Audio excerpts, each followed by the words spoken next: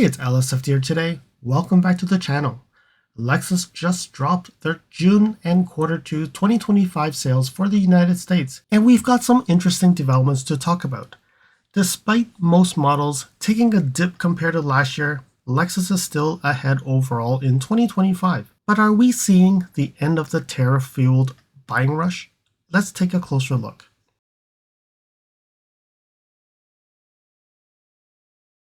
So in June 2025, Lexus sold 28,074 vehicles in the United States, and that's actually a 0.9% decrease over June 2024.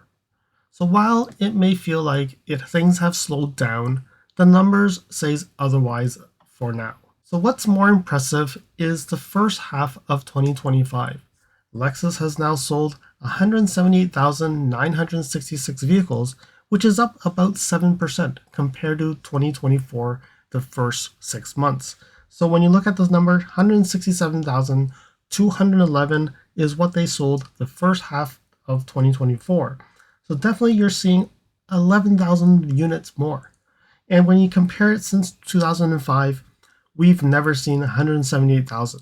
So definitely still good news for Lexus, but June definitely has broken the trend of the 3-month of best-selling months. So the best-selling for June is 2007, 29,000 vehicles. So they're still like 1,000 short. Close enough, but not there. So next month, July, which is this month, 31,000 is what they should be looking at breaking. Not easy to do.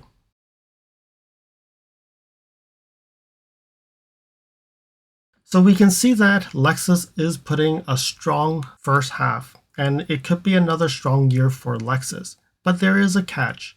We might have already hit a short-term peak in the monthly momentum.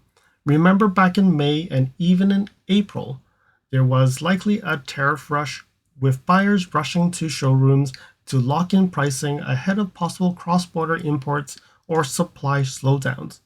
Now that the dust has settled a bit, June could be a start of normalizing trends. So don't be surprised if sales dip slightly in the upcoming months, unless Lexus adjusts incentives or ramp up supply or the tariff situation changes in totality.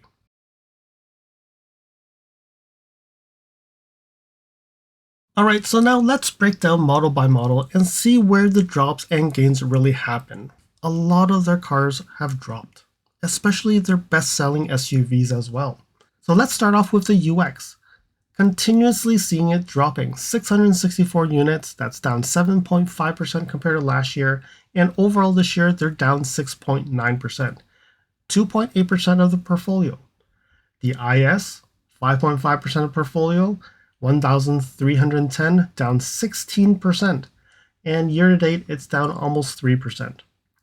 We have the ES, that's 3,089, that's down 12.9%, that's another significant down, and that's down 2% year-to-date at 19,181.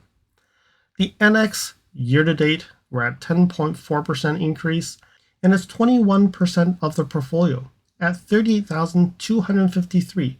So when you look at it, they're still the best-selling year for the NX. 6,227 units, and that's down 8.21%. The first time the NX is down, first month.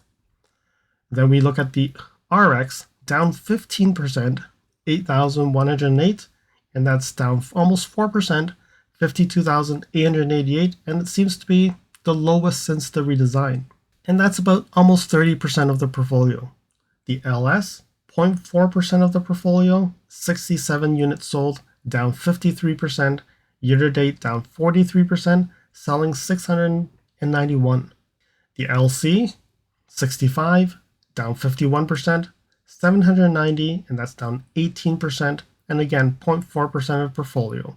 The GX seems to be one of the ones that are still selling well, but 2,428, up 45%, and that's up 106% for year-to-date, about 10% of the portfolio at 18,893. So they've probably sold double compared to last year already. But there's still many months to go, and you can see the numbers are much higher in the following months. So we have to see if this will continue as a trend. The LX up 2%, 530, and we have 3,680, 2% of the portfolio, 11% increase year to date. RC, the last year for the RC, 94 units, down 35%, 805, down 14.5%, and again, 0.4% of the portfolio. We have the electric RZ, 35% down, 763, and when you look at it year to date, it's down 33%. I don't know if people are waiting for the new RZ, but it's about 2% of portfolio at this point.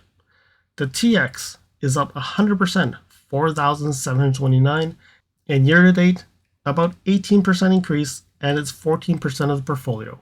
Definitely, we will see increases for the TX, at least for the next 4 months. So we don't have to be worried about the TX. They will sell more than zero. Follow me on Instagram at LSFT Videos.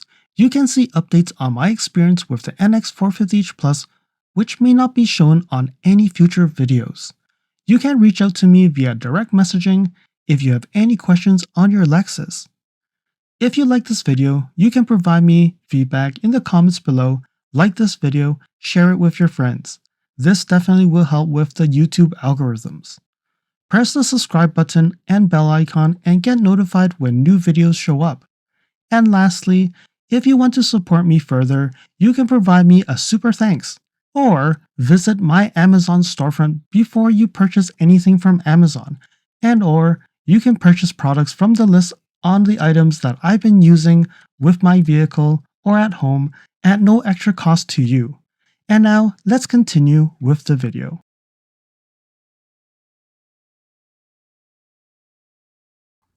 So when we talk about electrification, because this is where Lexus continues to grow, in June they sold 10,237 electrified units in the United States, and that's about 36.5%.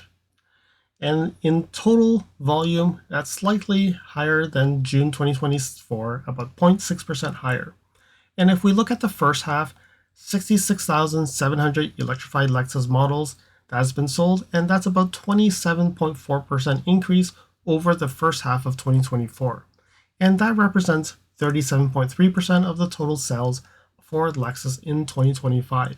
So more than 1 in 3 Lexus buyers are now going hybrid, plug-in hybrid, or electric, and that is a big shift.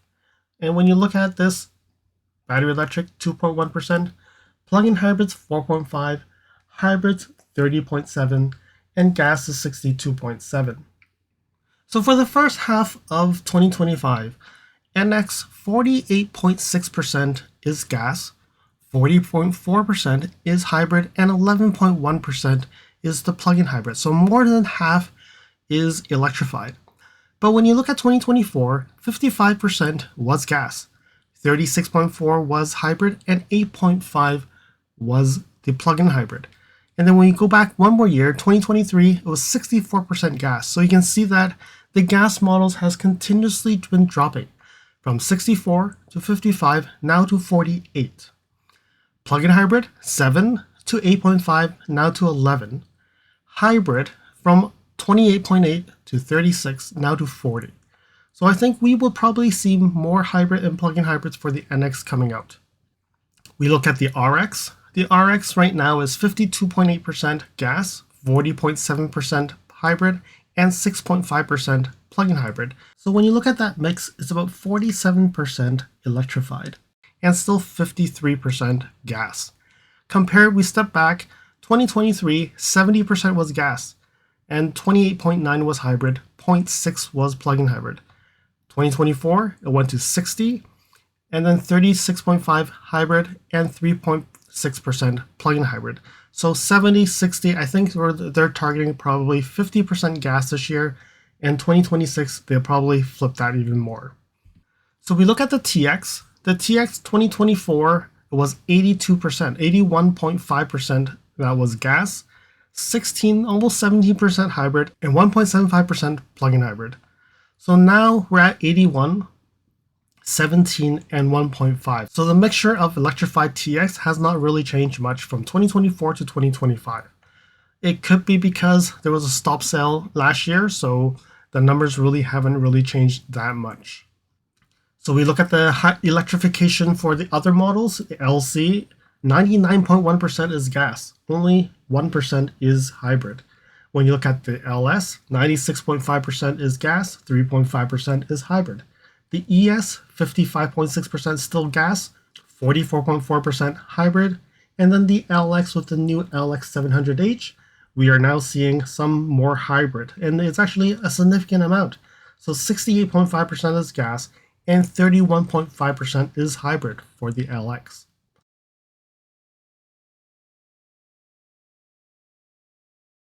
Before we wrap up, let's head north and take a quick look at how Lexus Canada performed in June and Q2 because the results are actually even stronger than the United States. In June 2025, Lexus Canada sold 3,135 vehicles, and that's up 4.3% compared to last June. For the second quarter, Lexus Canada delivered 10,416 units, marking a huge 23.5% increase year over year. And that is quite serious growth. And year to date, Lexus Canada has sold 18,113 vehicles, and nearly 60% electrified. That includes hybrids, plug-in hybrids, and EVs. And it's not just quantity. They also set a record first half for two key plug-in hybrids, the RX 450h Plus and the NX 450h Plus. Both have set their best 6-month performance in Canada. You can definitely see the first month of this year, there were only 70 units under 2023. February all the way to June, every month is the best selling month. It's actually quite different in Canada compared to the United States here. And year to date, they're about 3,000 units ahead compared to last year. And if you compare it to almost like 2023, they're 2,000 units ahead. So that's almost half a month to almost 3 weeks in 1 month ahead. So then we have some other highlights. The NX family has its best quarter ever and June record. The NX Hybrid got its best quarter too. NX Plug-in got its best quarter ever and June record as well. Same for the RX Plug-in Hybrid. The TX family, June record, that one's quite easy. The TX Gas is also. TX Hybrid also got its best quarter ever and best month sales ever. The GX, best quarter and June record. Unfortunately, they don't provide the breakdowns. I will have that information a little bit later, and probably I will be able to, in next month, show the breakdown of models for Canada for the first half. So stay tuned on that for next month's sales report video so that you can get more information on the breakdown on the models.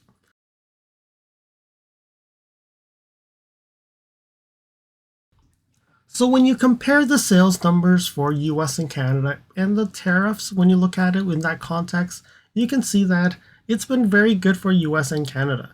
In the US, you can see here February is a good number because it's the best in the 6 years. But if you come back to the history since 2005, February was not a record-breaking month. When you look at for Canada, you can see it's record-breaking and almost record-breaking for January. Sales numbers seems to be going quite well overall. And when you look at it, the US it's up roughly 7%, whereas in Canada it's up 21%, which is quite significant. So when you look at that, you can definitely see that there is that tariff rush. It slowed down in June for US, but in Canada it seems like the momentum is still there. And especially I think in the US, tariff tensions may have disrupted the Canadian market in some ways, but then when you look at the NX and the RX model, which is assembled in Canada, there may have been a rush in April and May to get those vehicles across the border so that they can sell them without too hefty of a tariff. And then now, because again, the RX NX is made in Canada, assembled in Canada, maybe the folks in Canada are buying Canadian-made vehicles and not looking at vehicles that are not made in Canada. So overall, we are definitely seeing that increase. But again, the market in Canada is definitely much smaller in comparison to the US. It will be fascinating to see whether these trends hold through the second half of the year. And really, Will we have a deal on the tariffs and change this completely?